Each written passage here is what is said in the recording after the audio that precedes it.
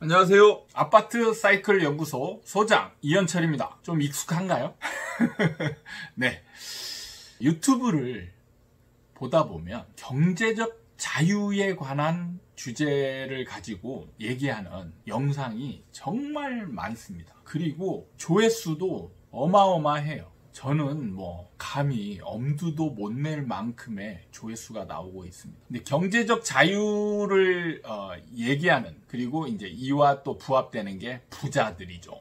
부자가 되기 위해서 어떤 행동들을 해야 되느냐에 대한 행동 지침을 알려주는 영상들이 참 많더라고요. 그런데 그런 영상들을 보다 보면 저는 의문이 드는 게 있어요. 그게 뭐냐? 경제적 자유가 도대체 뭐길래 지금 이 시점에 누려야 할 거를 다 포기하라고 얘기해요. 경제적 자유를 위해서 지금 누리고 있는 것들을 다 포기하라고 얘기를 합니다. 어떤 분은 이렇게 얘기를 했죠. 차 사지 마, 카드 쓰지 마, 집도 사지 마. 그럼 어떻게 생활하란 얘기죠? 석기 시대로 돌아가란 얘기인가요? 자, 부동산 사이트에서 보면 부동산 카페, 많은 부동산 전문가들이 강의할 때 강조하는 게 있습니다. 이거는 거의 한 분도 빠지지 않고 강조해요. 이게 뭐냐? 임장입니다. 임장. 그래서 많은 투자자들이 어떤 생활 패턴을 가지고 있냐. 낮에는 회사 생활해요. 저녁에는 모여서 공부합니다. 부동산 공부가 됐던 주식 공부가 됐던 시간을 쪼개서 공부를 하죠. 그리고 12시가 넘어야 집을 갑니다. 그리고 주말에는 임장을 가죠. 저는 여기서 질문을 하고 싶어요. 도대체 뭐 때문에 경제적 자유를 추구하시나요? 여러분은 경제적 자유를 추구하는 이유, 목표가 뭡니까? 여러분, 이 생활 패턴을 한번 따져볼까요? 낮에 회사 생활해요. 저녁에 모여서 공부해요. 주말에 임장을 갑니다. 그럼 가족들하고 같이 있는 시간은요? 이게 짧으면 서로 어느 정도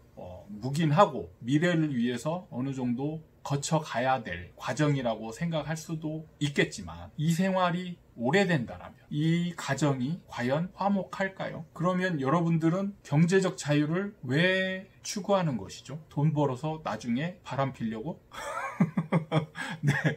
경제적 자유를 왜 추구하는 거예요? 지금 있는 내 생활이 무너지면서 뒤늦게 경제적 자유를 추구하면 도대체 얻는 게 뭐죠? 저는 이게 솔직히 이해가 안 됩니다. 저는 개인적으로 그렇습니다. 부자 되고 싶어요. 네. 경제적 자유를 누리려고 합니다. 그런데 이거보다 먼저 앞서 있는 건 가족의 행복이에요. 저는 이 경제적 자유를 가족들하고 누리고자 지금 노력하고 있는 중이에요. 그런데 이 가족들하고 함께하는 시간이 없는 상태에서 몇십 년이 지난 후에, 짧게는 10년, 많게는 20년 지난 후에 자, 이제 돈 생겼으니까 우리 놀러 가자. 이게 될 거라고 생각합니까? 제가 옛날에 어떤 라디오 프로그램에서 사례를 들은 적이 있어요. 사례. 자, 어떤 어머니가 나오셔서 그 집 사정에 대해서 얘기를 하는데, 그 집은 대화가 전혀 없대요. 대화가 아예 없는 집이랍니다. 그래서 자꾸 오해도 생기고 싸우고 막 이렇게 한대요.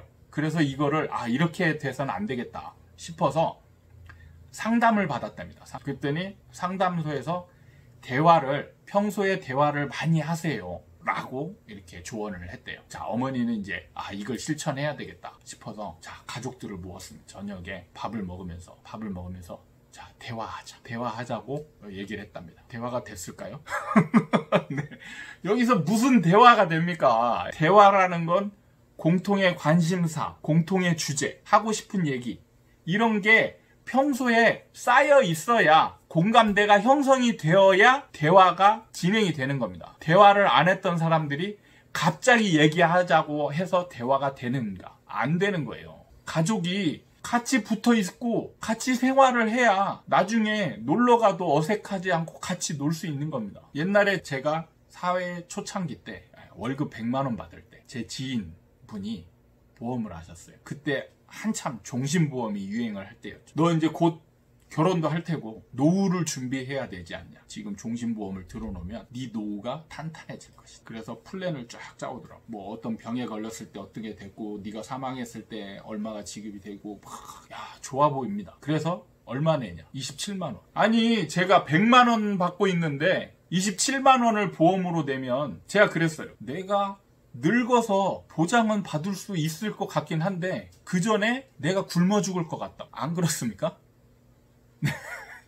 월급 100만 원 받아서 27만 원 내면 내가 굶어 죽을 것 같은 거예요. 그럼 내가 이거 들어서 뭐 하냐고. 젊어서 내가 이렇게 고생해서 늙어서 누리겠다고? 이건 정말 쓸데없는 짓이죠. 여러분들은 남들이 경제적 자유를 추구한다고 해서 여러분들도 그냥 따라서 경제적 자유를 추구하는 게 아니고 과연 생각을 해봐야 됩니다. 내가 경제적 자유를 왜 누리려고 하고 그 다음에 경제적 자유를 누리면서 어떻게 살아갈 것인가 목표를 세우는 거예요. 저는 아까도 말씀드렸지만 저는 가장 우선되는 게 가족의 행복, 가족과 함께입니다. 그러기 위해서는 지금 가족과 같이 있는 시간이 줄어들면 안 되는 거예요. 이런 상황 속에서 경제적 자유를 누릴 수 있는 방법을 찾아야 되는 겁니다. 그래서 저는 그런 방법들을 찾아서 지금 실행하고 있는 중이에요. 그런데 다른 전문가들은 그것을 포기하라고 얘기를 합니다. 가족들과 함께하는 시간, 부자가 되기 위해서는 포기해야지. 왜냐? 시간은 한정적이니까. 그러면 어떤 걸 포기해야 되는 거지? 얻는 게 있으면 잃는 것도 있는 겁니다. 경제적 자유를 얻기 위해서 지금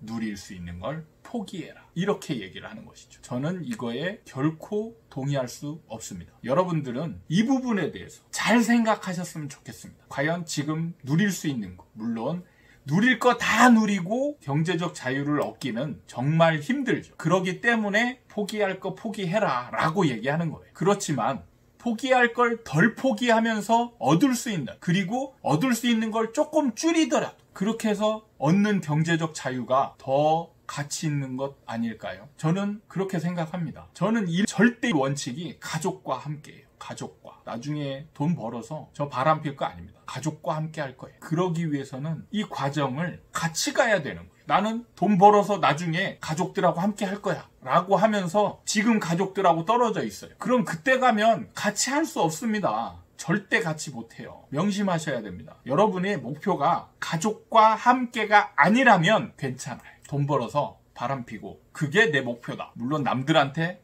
떠벌리지는 못하죠. 속마음으로. 그게 목표다. 그러면 그 목표대로 가시는 겁니다. 그러니까 처음에 계획을 잘 세워야 돼요. 차근차근. 제가 옛날에 선택할 때 우선순위를 둬라. 여러분들도 그렇게 하셨으면 좋겠다는 생각입니다. 단순히 경제적 자유가 목표인 이거는 끝이 없어요. 네. 예를 들면 부자가 되기. 그럼 얼마가 부자인지가 정해져 있지 않잖아요. 100억이면 부자일까요? 100억 벌면 1000억 벌고 싶은 게 사람이에요. 그럼 또 1000억 벌기 위해서 노력할 겁니다.